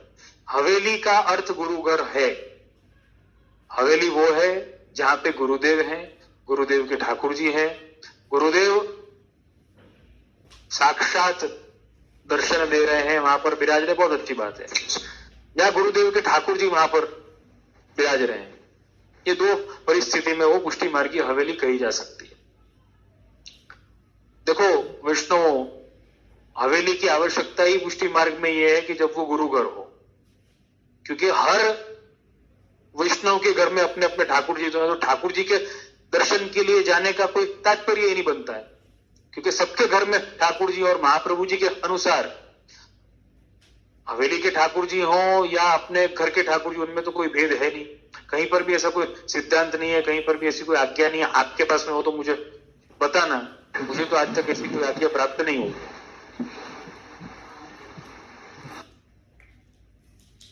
हवेली के ठाकुर जी हो, गुरु घर के ठाकुर जी हो या अपने घर के ठाकुर जी, सब एक ही है। तो फिर अंतर कहां है? फर्क कहां है?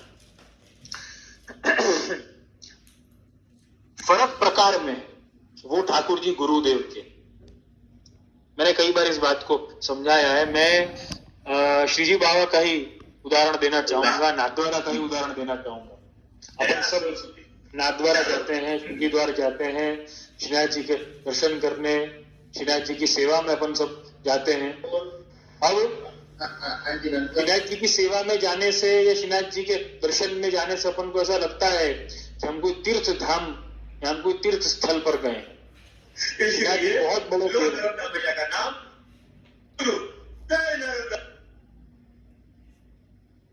Hello Priyank, all right? Some disturbances there. हाँ, कोई वारे अनम्यूट करे तो ओके। तो हम नाथद्वारा जाते हैं, हम श्री जी बाबा के दर्शन के लिए जाते हैं, हम श्री जी बाबा की सेवा के लिए जाते हैं। हमको ऐसा लगता है कि कोई तीर्थ धाम में गए हैं, कोई बहुत बड़ा देव है वहां पर गए। बिल्कुल बहुत बड़े देव हैं, उनमें कोई संदेह नहीं है। अस्मत् कुलपति गुसाई जी तो ऐसा लिखते हैं, वल्लभ कुल के लिए अपने 7 बालकों को ये लिख करके पधारे हैं आप, अस्मत् कुलपति ही अस्मत् हितमेव करिष्यति। श्री गोवर्धन धर अस्मत् कुलपति, कि हमारे कुलपति श्री गोवर्धन धर है और हमारा हित सदैव करेंगे। कुलदेव मान लिया है श्री जी बाबा को, श्रीनाथ जी को। तो वल्लभ कुल के तो कुलदेव है, और उसी भाव से वल्लभ कुल के कुलदेव हैं, अपने गुरु के ठाकुर जी हैं, उसी भाव से अपन सब वैष्णव भी वहां पर जाते हैं।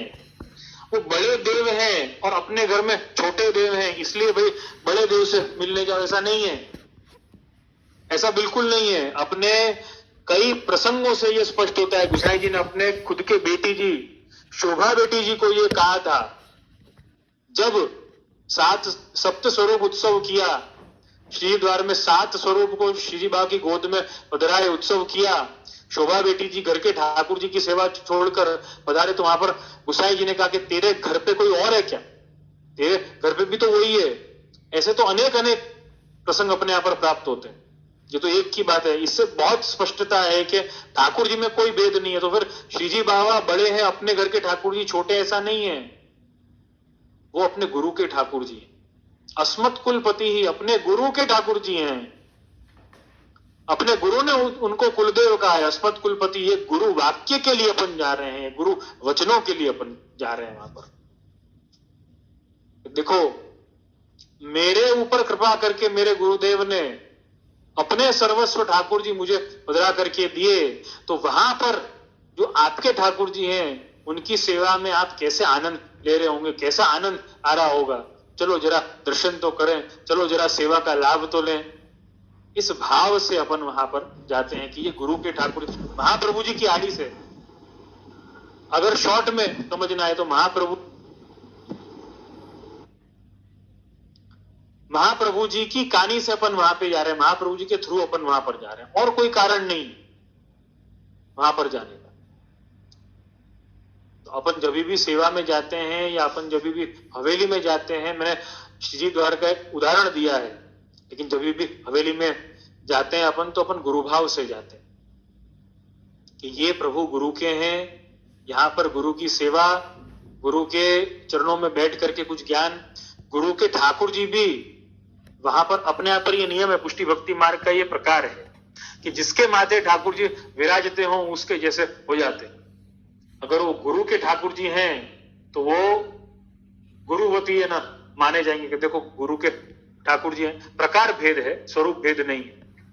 सेवक के ठाकुर जी हैं तो भाई ये तो सेवक के ना ठाकुर, तो सेवक के स्वधर्म के खुद के कुल आचरण जो हैं, अपने यहाँ पर वार्ता जी में ऐसा प्राप्त होता है कि वो डोकरी के ठाकुर जी थे, और करती क्या, वो ठाकुर जी को भोग है ना धरती, ठाकुर जी थोड़ा थोड़ा अरोगते और वापस भाग जाते, वापस आकर के अरोगते, थोड़ा आरोप करके वापस भाग जाते खेलने के लिए, वापस आते, वापस अरोगते। एक ही पातल में, एक ही थाली में, एक ही भोग में बार बार उसी में ठाकुर जी अरोगते और वो अरोगाती।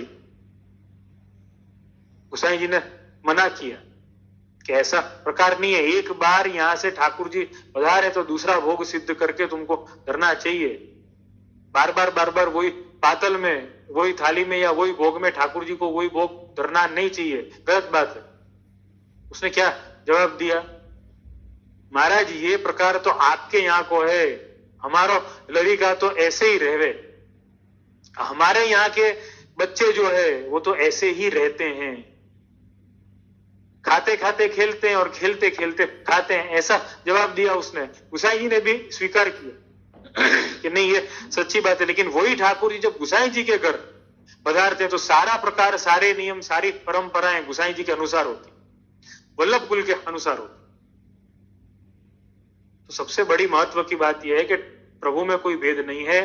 तो आप जब भी हवेली में जाते हैं तो ऐसा ना माने कि ये कोई संसार के बाहर की चीज है, ये गुरु घर है। निश्चित तौर पर वहां पे जितने भी वैष्णव हैं या जितने भी सेवा करने आने वाले लोग हैं वो सब आप में से ही हैं, कोई अलग नहीं है, कोई दिव्य नहीं है या कोई बिल्कुल लीला धाम से डायरेक्टली यहां पर नहीं आ गए, सब वही हैं, आप जैसे ही हैं, आप में से ही हैं। लेकिन मैं आप सबसे एक बात जरूर कहना चाहूंगा, अगर रंजन बेन का ये प्रश्न है, रंजन बेन गाजरिया का, कि भाई हवेली में सेवा करने वाले वैष्णव ताने कसते हैं, दूसरे वैष्णवों पर ताने कसते हैं, टीका टिप्पणी करते हैं जिनसे उनको अभाव आता है। मैं मानता हूं इस बात को, मैं स्वीकारता हूं कि ऐसा होता है। ताने ही नहीं कसते हैं, बहुत बुरा बुरा भी बोल देते हैं। मैंने सुना भी है, अनुभव भी किया है। ये सब क्यों होता है? ये सब का कारण सिर्फ और सिर्फ एक है। ये सब का कारण ये है कि जो वैष्णव सेवा कर रहा है, वापस वही बात आ गई, वो गुरु के साथ में तो है लेकिन गुरु के पास में नहीं है। वो हवेली में तो जाता है लेकिन गुरु के चरणों में बैठ करके उसने कभी ज्ञान नहीं लिया कि ये जो मैं सेवा कर रहा हूं वो क्या है, ये जो सेवा कर रहा हूं वो कैसे है। उसने कभी ज्ञान नहीं लिया, कभी भी ज्ञान नहीं लिया। अपने आप वार्ता जी में है ना, गुसाई जी ने फूलघर की सेवा सौंपी तो विनती करी कि फूलों का क्या भाव है। गुसाई जी ने आज्ञा करी कि भाई फूलों का तो भाव, ये तो ब्रजभक्त हैं, ब्रजभक्त ठाकुर जी को अंगीकार होते हैं, ये फूल हैं, तो क्या अच्छा तो सुई का क्या भाव है, आप विचार करो। फूलघर की सेवा सौंपी तो सुई का भी भाव पूछा, सुई का क्या भाव है, और फिर वार्ता जी में आता है सुई का भाव क्या, तो यूं बताया तो संकेत है, ये तो संकेत है कि अब तुम सिद्ध हो रहे हो। ब्रजभक्त जो है, फूल जो है, वो जब सुई में जाते हैं तो वो सुई संकेत है कि अब तुम प्रभु को अंगीकार होगे। मतलब क्या? अंदर से जब तुम खाली हो जाओ, अंदर से जब ये सारे विकार निकल जाएं, तब तुम प्रभु को अंगीकार होगे। ये संकेत है प्रभु को अंगीकार होने का।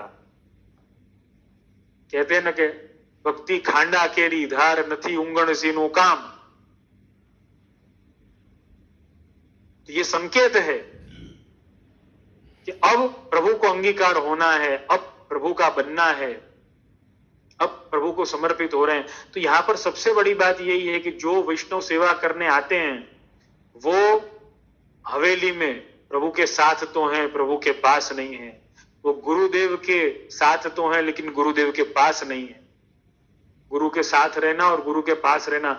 किसी ने अपने गुरुदेव को, एक वल्लभ कुल को, बहुत अच्छा प्रश्न किया, कृपानाथ एक विनती करनी है कि आपको सबसे ज्यादा प्रसन्नता कौन सी बात पे हो, आपके लिए आपको क्या भेंट करें, या आपको ऐसी कौन सी चीज पसंद है कि अच्छी लगे कि जो हम आपको भेंट करें या हम आपको देवें तो आपको आनंद होए, प्रसन्नता होए। तो कितनी सुंदर बात आपने आज्ञा करी कि वैष्णव हमको करोड़न रुपया अगर भेंट धरे तो भी हमको वैसो आनंद नहीं होए जैसो आनंद वो हमारी आज्ञा माने न तब हो। कितनी भी भेंट धर लो, कुछ भी धर लो, कितना भी आ जाओ, कुछ भी संभाल लो, कुछ भी कर लो, उससे इतना आनंद नहीं होगा जितना आनंद गुरु की आज्ञा मानने पर हो। गुरु आपके वचनामृत, उसका आचरण, उसका यथार्थ आचरण जो जीवन में करेगा, जो आज्ञा को समझेगा और आचरण करेगा, उस पर जो गुरु की प्रसन्नता होगी वैसी प्रसन्नता कभी नहीं होगी। चाहे कुछ भी भेंट धर लो, चाहे कुछ भी दे। करता करे न कर सके, गुरु करे सब होए, 7 द्वीप 9 खंड में गुरु से बड़ा न कोई। गुरु की आज्ञा का महत्व कितना बड़ा है। गुरु अपने हित के वचन कहते हैं लेकिन अपन को समझ में नहीं आता है। गुरु के साथ रहते हैं लेकिन गुरु के पास नहीं रहते। गुरु को मानते हैं लेकिन गुरु की नहीं मानते। तो यहां पर यही अपने में कमी है कि अपन को गुरु की बात माननी है, गुरु की आज्ञा माननी है। गुरु कोई व्यक्ति नहीं है, गुरु तो वचन है। गुरु की आज्ञा गुरु के हितकारी है। वचन अगर अपन मानेंगे उसी में अपना उद्धार है। यहां पर हवेलियों में आने वाले ज्यादातर वैष्णव, रंजन बेन के साथ साथ में मैं हर एक वैष्णव को ये कहूंगा कि पहली तो ये बात है कि आप जब भी हवेली में है तो ऐसा बिल्कुल न सोचे कि मैं साक्षात गोलोक धाम में पहुंच चुका हूं। ये हवेली है, ये मंदिर है। हर कोई आकर के ऐसा सोचता है, ओ हवेली में आવું થાય, हवेली में लोको आवा छे, हवेली वाला आवा छे। हवेली आ दुनियाમાં જ તો છે, બીજે ક્યાં છે હવેલી? દુનિયામાં જ છે હવેલી, दुनियाથી બહાર નથી हवेली।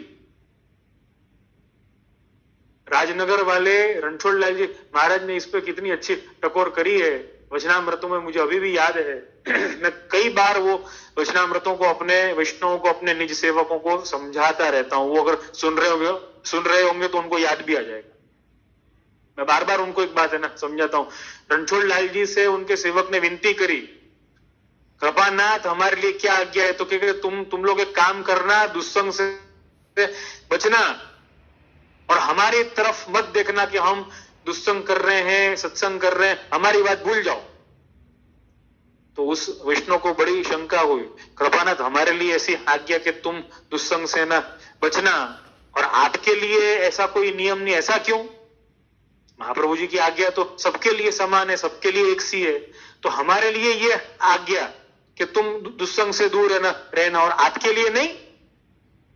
रणछोड़ लाल जी महाराज ने बहुत अच्छी बात करी, वैष्णवों तुम दुस्संग से दूर रहोगे तो हम तो अपने आप दुस्संग से दूर रहने ही वाले हैं। तो कैसे कैसे?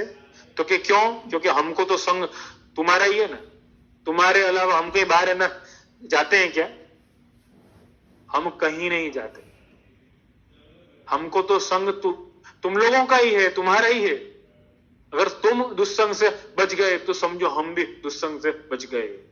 अगर तुम दुस्संग में पड़ गए तो समझो तुमको निकालने के लिए हमको भी उस कीचड़ में उतरना पड़ेगा। इसलिए तुम ही दुस्संग में न जाओ तो कितना अच्छा। इतनी सुंदर आज्ञा करी श्री रणछोड़ लाल जी महाराज ने अपने वैष्णव। तो कहने का तात्पर्य मेरा यही है कि पहले तो हवेली जो है वो कोई आप दुनिया से बाहर निकल करके गोलोक धाम में नहीं आगे हो के वहां का माहौल और वहां के लोग बहुत अच्छे होंगे। वहां पर वही लोग हैं जो अपने बीच में रहते। तो सबसे बड़ा कारण जो ये है हवेलियों में ऐसे वैष्णवों का या ऐसे लोगों का उपस्थित रहने का कारण ये है कि वो गुरु के साथ में है, गुरु के पास में नहीं है। और गुरु के पास में नहीं होने के कारण अत्यधिक बोलना, व्यर्थ का बोलना, वाचालता का मद आ जाता है, क्योंकि गुरु के पास नहीं है। इसलिए अहम और मोह आ गया। इसलिए कुछ भी बोलना, कब बोलना, क्या बोलना, इसका कोई विवेक न रखना, कुछ भी बोलना। मेरा कर्तव्य क्या है, ये मैं बोल सकता हूं या नहीं बोल सकता हूं? क्या अपन ने गुरु से ये कभी समझा है? कभी नहीं समझा, कभी नहीं समझा। अपनी वो बंबईया भाषा में कहावत है बहुत अच्छी कि चाय से ज्यादा ना केटली गर्म होती है। तो गुरु जितना बोलते नहीं होंगे या गुरु जितना समझाते नहीं होंगे उतना तो और सब है ना बोल देते हैं। तो सबसे बड़ी बात यह कि जो भी वैष्णव सेवा में आए, मैं तो सिर्फ सेवा में उनकी बात नहीं करूंगा, मैं तो सबकी बात करूंगा। तो गुरु से समझें, जिन्होंने सेवा की जवाबदारी ली है या जो सेवक हैं हवेली में आने वाले, गुरु घर में आने वाले, सेवा करने वाले, उनको तो हर क्षण हर पल इस बात को जानना है, समझना है कि उनसे कहीं अपराध तो नहीं हो रहा है, वो सही तो कर रहे हैं। क्योंकि उनको एक बात का ध्यान हमेशा रखना है कि उनकी सेवा जो है वो उनके सेवक भाव के अंतर्गत है। हमेशा क्या होता है कि जब सेवा करने वाले सेवा को सेवा के तौर पर नहीं, उसको काम के तौर पर लेते कि ये हमारा काम है, तब तकलीफ है ना खड़ी होती है, तब समस्या खड़ी होती है। तो सबसे पहली बात यह है कि गुरु के साथ में तो रहें लेकिन गुरु के पास में रहें, गुरु से सुने, गुरु से समझे, गुरु से सीखे और तद्वत आचरण करें, तो ये समस्या अपने आप हल हो जाएगी। दूसरा सबसे बड़ा कारण, रंजन बेन आपको भी कहूंगा, सबको कहूंगा, सिर्फ आपको नहीं कहूंगा लेकिन सबको कहूंगा, ये जो ताने कसने वाले लोग हैं ना, हवेली में या अपने संप्रदाय में या कहीं पर भी वो होंगे, अपने मार्ग के कोई भी स्थान में वो होंगे, कोई भी स्थल में वो होंगे, ताने कसने वाले अज्ञानी लोग, ये सब बढ़ते क्यों हैं मालूम है आपको? मैंने ये खुद ने अनुभव किया है, मैं अपने अनुभव की बात आपसे शेयर करता हूं। ये सब इसलिए बढ़ते हैं क्योंकि आप जैसे अच्छे लोग कभी सामने नहीं आते। आप जैसे अच्छे लोग, आप जैसे सीखे हुए लोग, आप जैसे समझे हुए लोग, आप जैसे विवेकी लोग, समझे हुए लोग, सीखे हुए लोग कभी सामने नहीं आते, कभी जवाबदार नहीं बनते।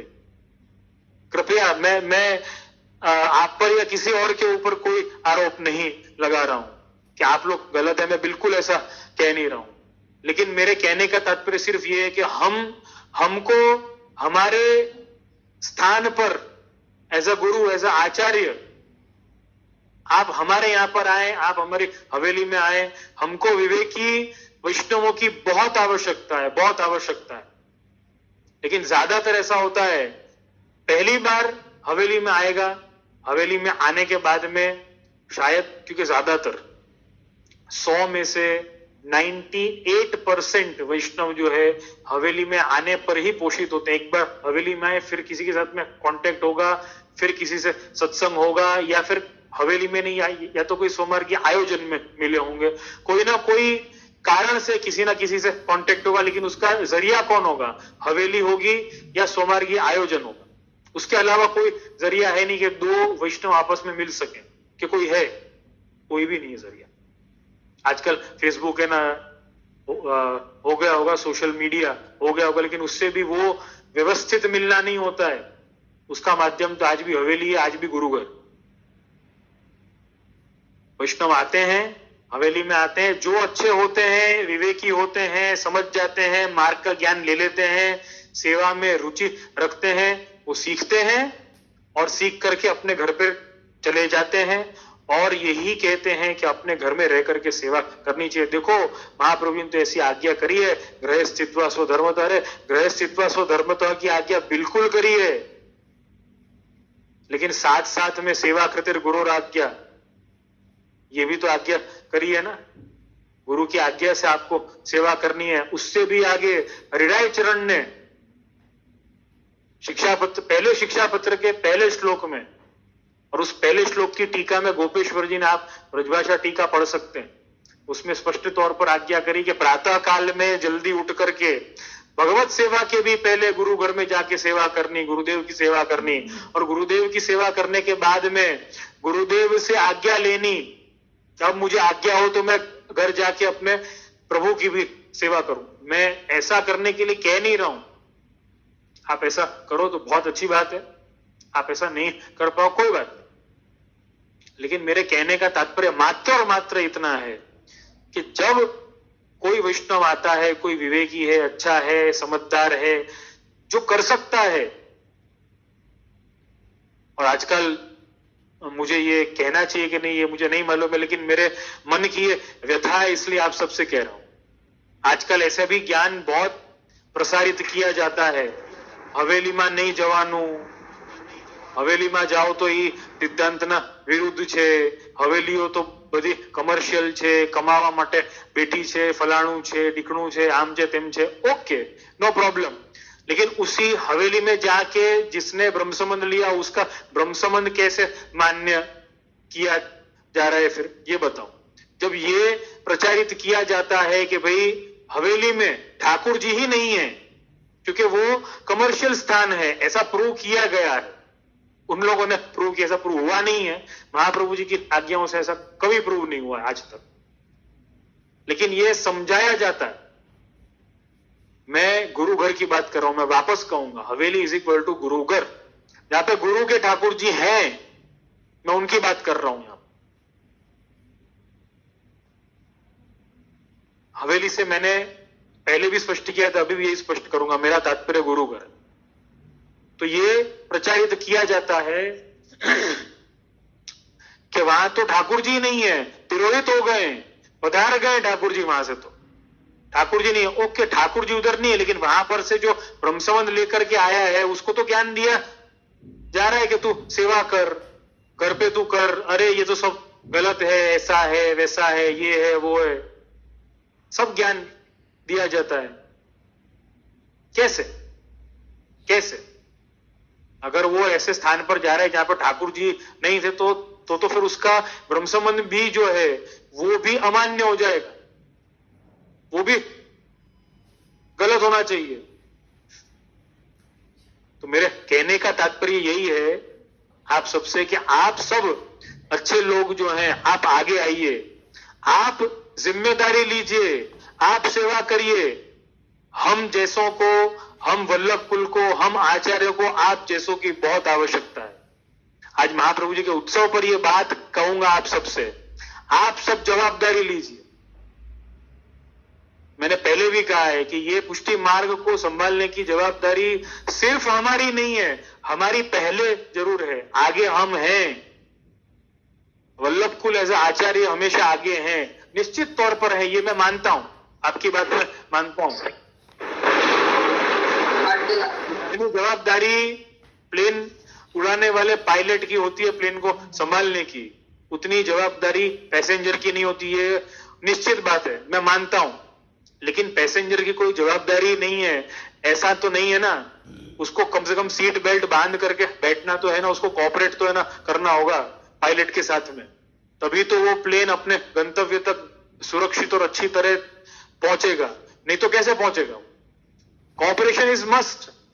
आप सब आगे आइए, वैष्णवों आप सब आगे आइए। ये महाप्रभु जी ने, ये अपना मार्ग है, ये हमारा मार्ग है, ये सिर्फ मेरा मार्ग नहीं है, ये सिर्फ वल्लभ कुल का मार्ग नहीं है। हाँ पहले है, वल्लभ कुल आगे है, जरूर है, मैं ये मानूंगा, जवाबदारी सबसे बड़ी हमारी है, लेकिन सिर्फ हमारी ऐसा नहीं। आप सब आगे आइए, आप सब आगे आइए। आप जैसे अच्छे व्यक्तियों की, विवेकी व्यक्तियों की, क्योंकि मैं अतिशयोक्ति नहीं है ना कर रहा हूं, मैं बहुत स्पष्ट बात बोल रहा हूं।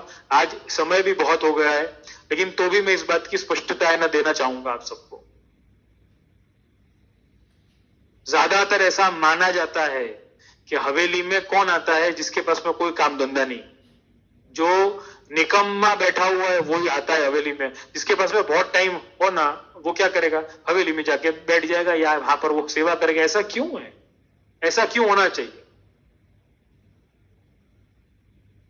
क्या ये गुरु घर अपना नहीं है? क्या गुरु अपने नहीं है?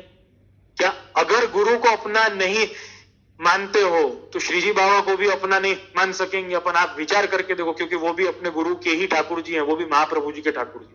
महाप्रभु जी की आड़ी से अपन वहां पर जाते हैं। ये जो सबके घरों में श्री जी बाबा के चित्र जी लगे हुए हैं ना, वो महाप्रभु जी की आड़ी से हैं, महाप्रभु जी के कारण है वो।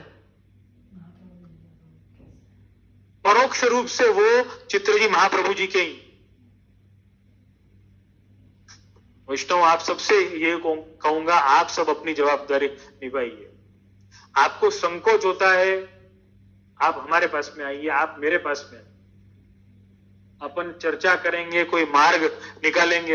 हो सकता है हमारी भी कुछ गलतियां हो रही हो, हमारी समझ में भी कोई फर्क आ रहा हो, जैसे आपकी समझ में भी कुछ है ना फर्क आता है, हमारी समझ में भी कुछ और आ रहा हो, हमसे भी कुछ गलतियां हो रही हो, ऐसा हो सकता है। क्योंकि सही तो सिर्फ एक महाप्रभु जी है। तो आप सबसे मुझे यही कहना है कि आप सब आगे आइए। ये प्रश्न का जवाब मैंने अधूरा दिया है, यद्यपि समय बहुत हो गया है। कल मैं वापस इस क्रम से मैं आगे बढ़ूंगा कि ये मद है कि नहीं।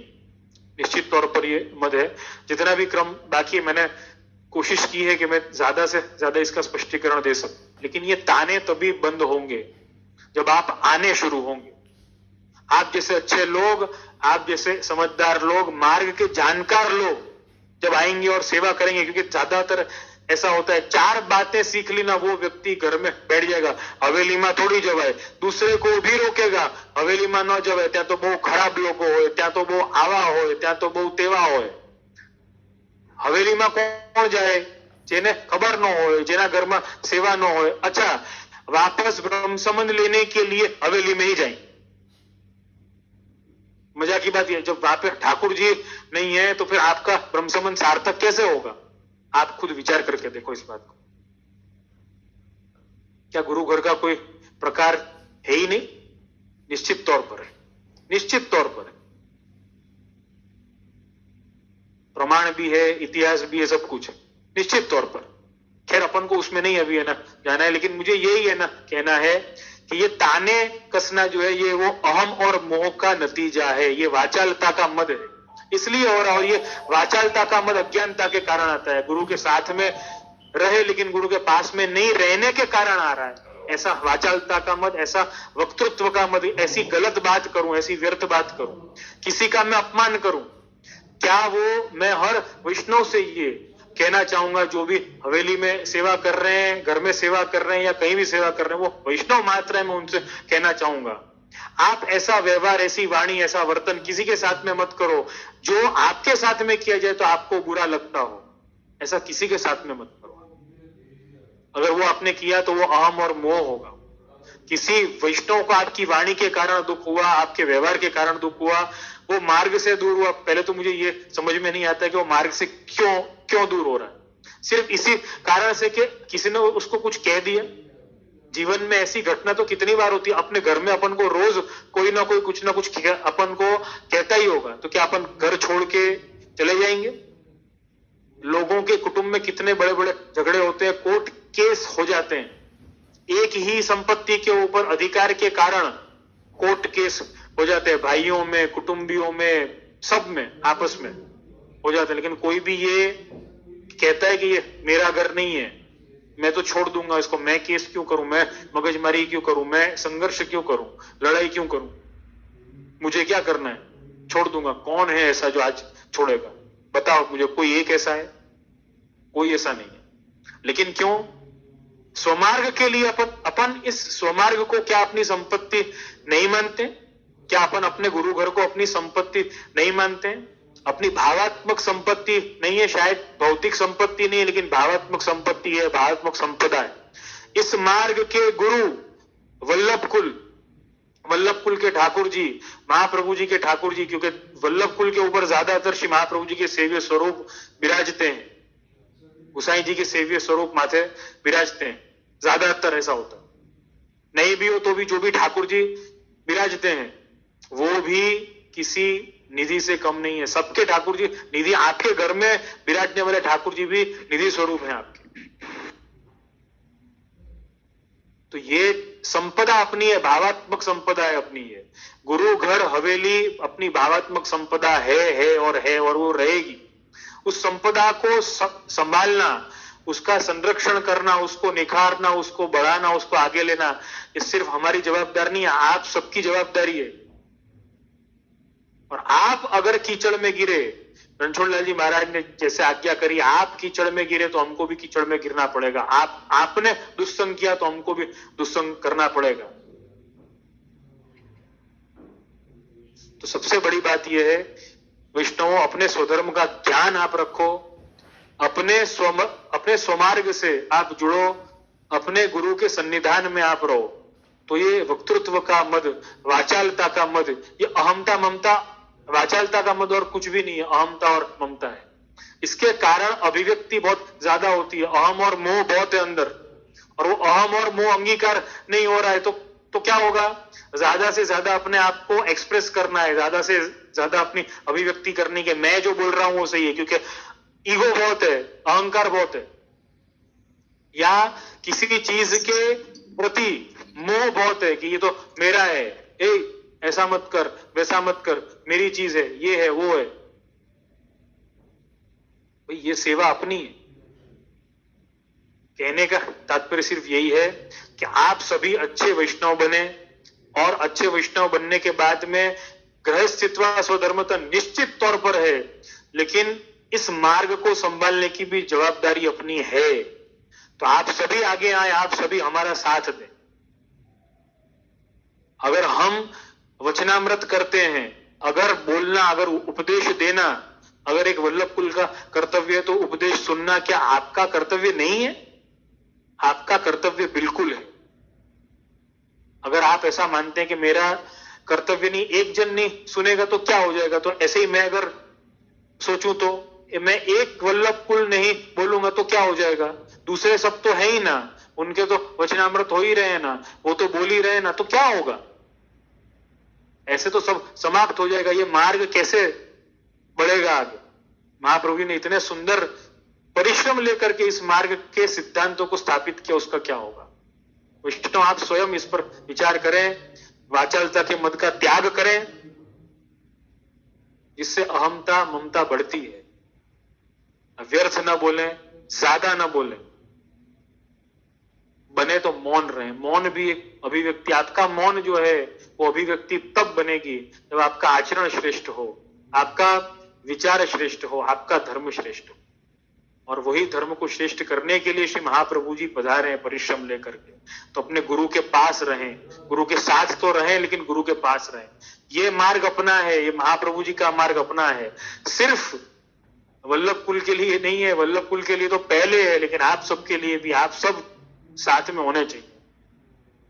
तो इसी के साथ में आज का ये सत्संग सत्र, आज का बृहद सत्संग सत्र जो है, मैंने काफी समय लिया है आप सबका। जितनी स्पष्टता मैं दे सका उतनी मैंने दी है, और बाकी की शेष चिंतन करके और कल अपन विचार करेंगे, कल आगे से और प्रारंभ न करेंगे। और जैसे कि रोज मैं कहता हूं, वैसे ही आप सबके फीडबैक्स, आप सबके सुझाव, आप सबकी शिकायतें भी और आप सबके प्रश्न, जिज्ञासा सभी मेरे लिए स्वागत योग्य है, जिससे मेरा मनोबल बढ़ता है। और मैं ज्यादा से ज्यादा ये कोशिश करता हूं कि सहज शब्दों में अपनी बात को रखूं, अपनी बात को समझाऊं, अपने आचार्यों की वाणी को आप तक पहुंचाऊं। ये मेरा प्रयत्न है। तो आप सभी इसमें साथ देंगे तो ये कार्य और मेरे लिए आसान हो जाएगा। इसी के साथ में नित्य के कर्म की तरह अपन आश्रय के पद के साथ में आज विराम करेंगे। दृढ़ चरणन केरो भरोसो, दृढ़ चरणन केरो, श्री वल्लभ नख चंद्र छटा बिन, सब जग माझे अंधेरो भरोसो, दृढ़ चरणन केरो, साधन और नहीं यार कली में, जासु हो ये निवेरो, सूर कहा कहे द्विविध आंधरो, बिना मोल को चेरो भरोसो, दृढ़ चरणन केरो, दृढ़ चरणन केरो भरोसो, दृढ़ चरणन केरो। बोल श्री मदन मोहन लाल प्यारे की जय। श्याम सुंदर श्री यमुने महारानी की जय। श्री गिरिराज धरण की जय। श्री वल्लभाधीश की जय। श्री वल्लभाधीश की जय। श्री वल्लभाधीश की जय। श्री साईं जी परम दयाल की जय।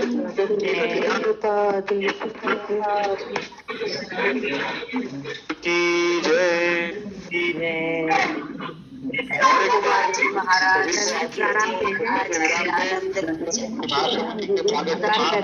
खूब खूब बधाई देते हुए सभी को शुभकामना।